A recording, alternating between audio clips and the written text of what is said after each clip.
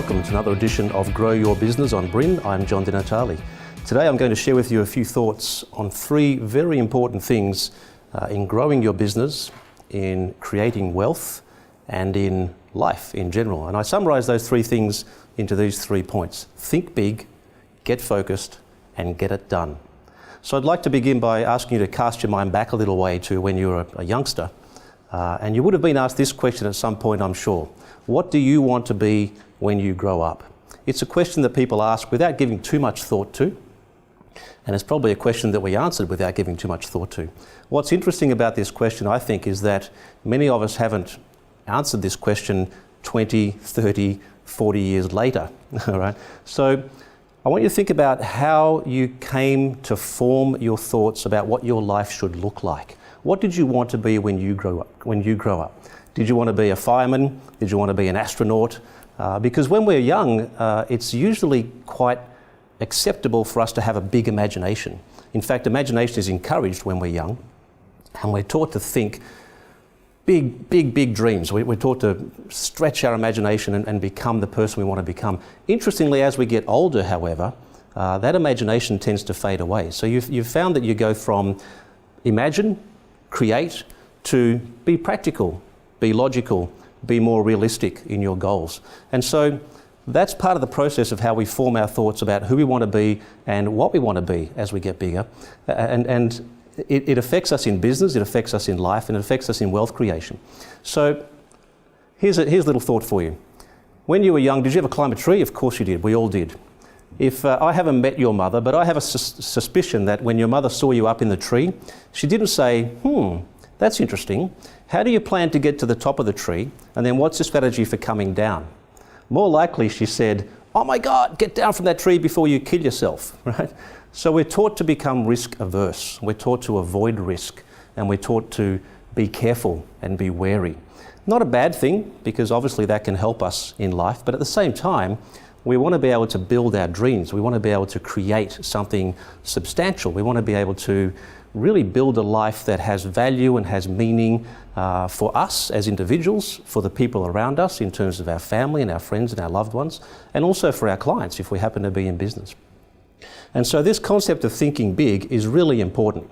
And what I'd like you to do is consider how you go about making your plans, how you go about setting your goals and your objectives in life. Because over the last 25 or 30 years of working with business owners, entrepreneurs, and just everyday people who are trying to get somewhere in their life, right? Financially, in a business sense, I've discovered that most people, in my view, don't think big enough. In fact, I think we tend to limit ourselves in terms of what we believe we are capable of.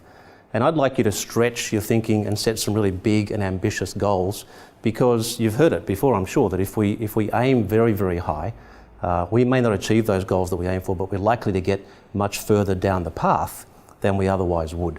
So I want you to have a look at your goals currently. I want you to have a think about what it is that you are striving for in your life, and question whether those goals are big enough. Are they ambitious enough? Do they stretch you enough? Do they take you far enough out of your comfort zone? Really important concept that I'd like you to get your head around as a starting point.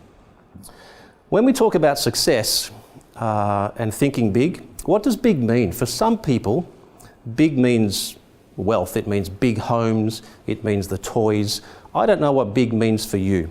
So when I say big, it's not an absolute term. I don't expect you to necessarily have a goal of X million dollars or whatever it happens to be. But it's important for us to understand what big, or if you want to replace that term, what success means for us. For you specifically. Is it the big home? Is it the cars? Is it the experiences? Is success to you more about, not what you have, but more about what you can do and what you can experience and how you can contribute in life? That's important too. Is it just having a break regularly and having a holiday and taking the family away somewhere and being able to enjoy some time? So what does success mean for you? Let's get clear on that, because without this goal to guide us, without this goal to sort of pull us towards it, it's very difficult then to create a strategy that will actually take you there. And that's something really important if we want to achieve those goals. Okay, I realize that some of you are already thinking, gee, well, you know what? I'm in business. I haven't been in business very long, or I'm just starting out on my career path and my journey, and I feel quite small. I don't feel like I've yet achieved the success or the right to even think big and have big goals, because I'm still a small player in my particular area. I understand that. Everybody starts small, true? We don't all start at the top of the heap. You have to start somewhere. And so that may be the case, but I want you to think as though you are much bigger than you really are, okay? So if you're actually much, much bigger than you currently are, how would you think? Here's something I found really interesting over the years. I've been fortunate to work with many people who have been what we would call successful. They've achieved in their careers, they've become successful at a level that most of us don't achieve in our lives. Sporting people, business people, people in community service, all sorts of areas. The interesting thing that I find with these people is that they don't think like you and I do. They tend to have a different mindset. They don't think in terms of what they don't have or what they can't do. They think very much in terms of, what can I do? What resources do I have available? Who can I get on board for this project?